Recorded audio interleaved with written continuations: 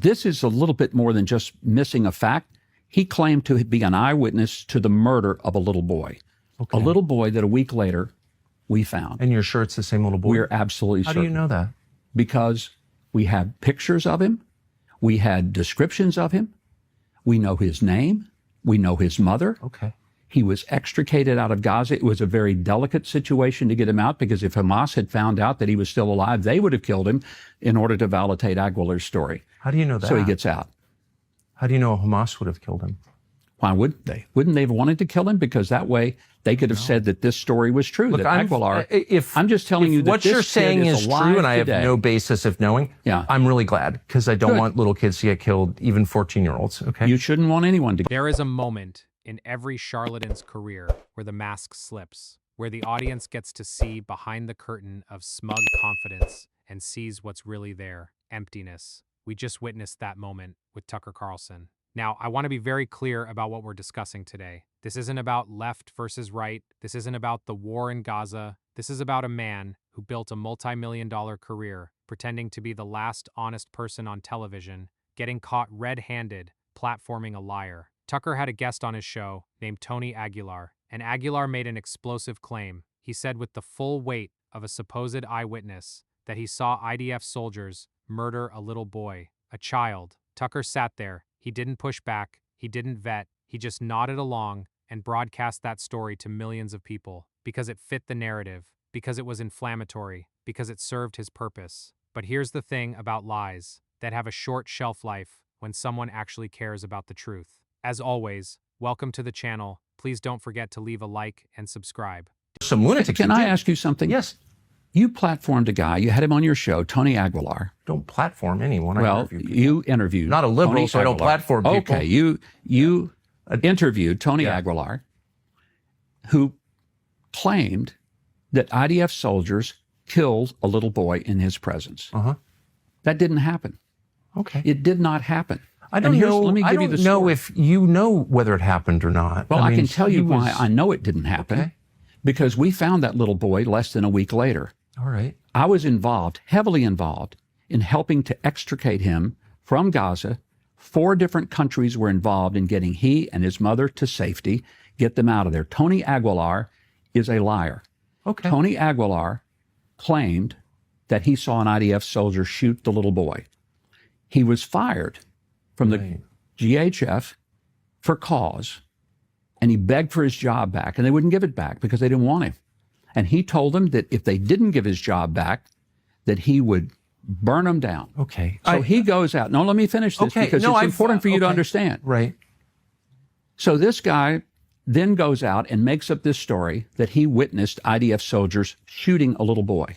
I don't know that he made it up. He seemed to believe it to me. It's possible he's wrong. I've been wrong many times. Well, this is a little bit more than just missing a fact. He claimed to be an eyewitness to the murder of a little boy.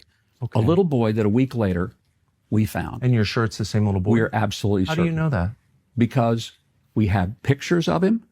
We had descriptions of him. We know his name. We know his mother. Okay. He was extricated out of Gaza. It was a very delicate situation to get him out because if Hamas had found out that he was still alive, they would have killed him in order to validate Aguilar's story. How do you know that? So he gets out.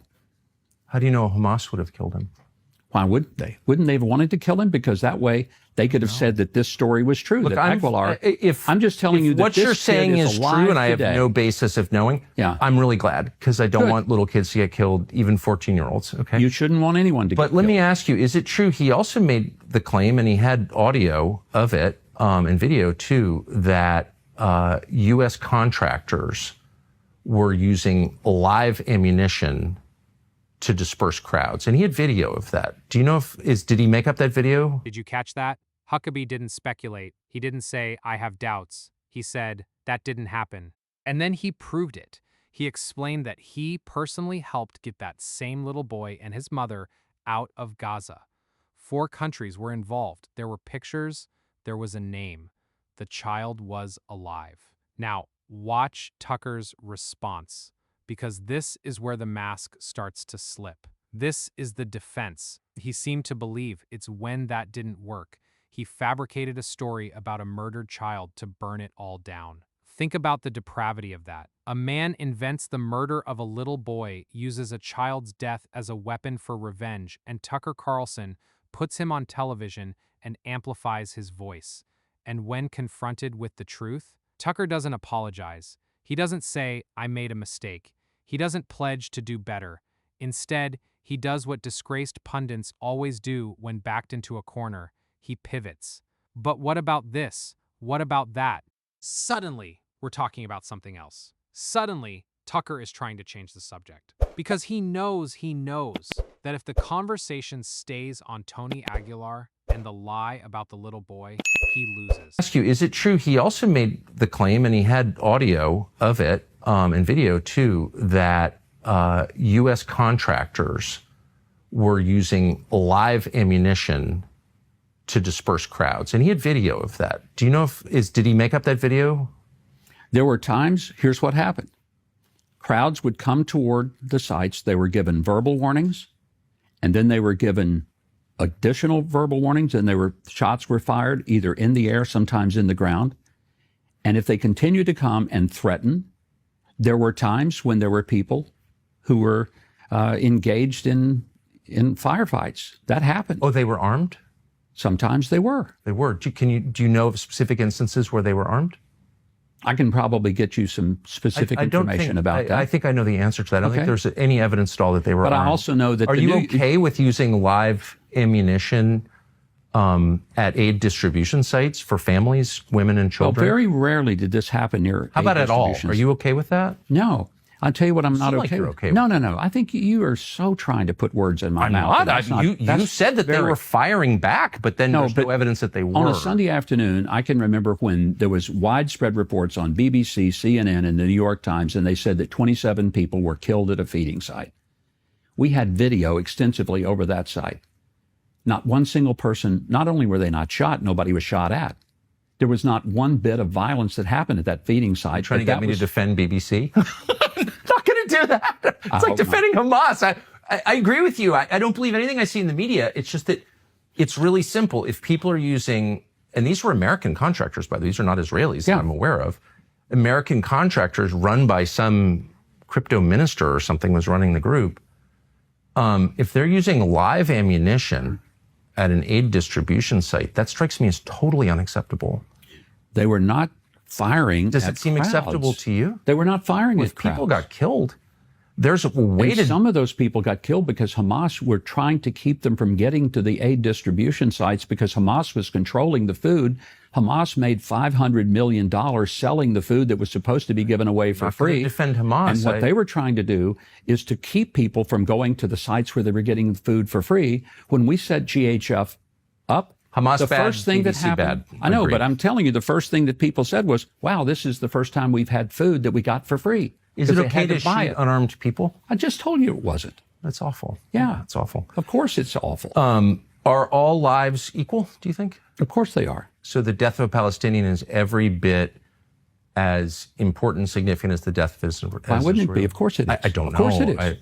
There's no such thing as a human soul that God made that is less valuable than another. I'm pro-life. Me too. So I believe that every life has intrinsic worth and value. There's no such thing as a worthless or a completely disposable life. That's what makes me pro-life, Tucker. I totally agree. And I believe that from the conception until the end of natural life. If you're just joining us, we're breaking down the moment Tucker Carlson got exposed for platforming a man who fabricated a story about a murdered child, a child who was, in fact, alive. We ended part one with Tucker trying to pivot. He shifted the conversation to U.S. contractors allegedly using live ammunition at aid sites. He was desperate to change the subject. But here's where it gets really damning. Because when Huckabee wouldn't let him off the hook, Tucker played his trump card. He tried to question Huckabee's morality. Watch this closely. This is the move. When you can't win on the facts, you question your opponent's character. Tucker tried to imply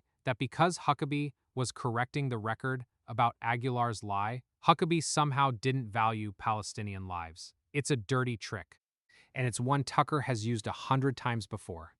But here's what Tucker didn't expect. Huckabee didn't flinch.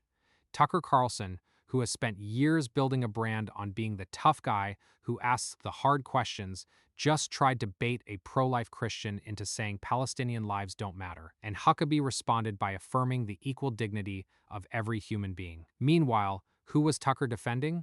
A man who fabricated a child's murder for revenge. A man who used a lie about a little boy's death as a bargaining chip. Do you see the inversion here? Tucker tried to paint Huckabee as the moral failure for correcting the record, while he himself had just given a platform to someone who weaponized a child's death. That's not journalism, that's not debate, that's gaslighting. Now, let's get to the verdict. Tucker Carlson claims to be a truth teller. He claims the media establishment is corrupt and dishonest. And maybe he's right about some of that. But here's the thing.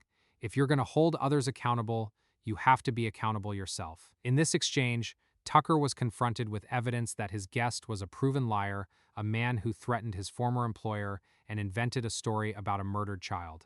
And Tucker's response was to deflect, to pivot, and finally, to question the morality of the man telling him the truth. That is not the behavior of an honest journalist. That is the behavior of a man who cares more about protecting his narrative than about whether a little boy is alive or dead. And the child? He's alive, extricated from Gaza, safe. Because the people Tucker smeared, the IDF soldiers, the aid workers, were not the monsters his guest described. But you wouldn't know that from watching Tucker's show, because on Tucker's show, the truth is optional. The only thing that matters is whether the story serves the agenda. So let me ask you something. If Tucker Carlson will platform a man who lied about a dead child and then defend that decision when the truth comes out, what else is he willing to lie about? What other, quote, witnesses has he put on air without vetting? What other stories has he amplified because they felt true, even when they weren't not? He wanted to be the one who held the powerful accountable. But in this clip, we saw him refuse to be held accountable himself. And that's why his credibility is gone. Not because the, quote, mainstream media says so, but because the evidence is right there on tape. Tony Aguilar lied about a little boy being murdered. Tucker Carlson broadcast it. And when confronted with the truth, he tried to make the guy who saved the child look like the bad guy. That's not a journalist. That's a propagandist who got caught. Let me know in the comments. Do you think Tucker will ever address this directly? Will he admit he was wrong, or will he just pretend this interview never happened? Don't forget to like and subscribe. We'll keep watching so you don't have to.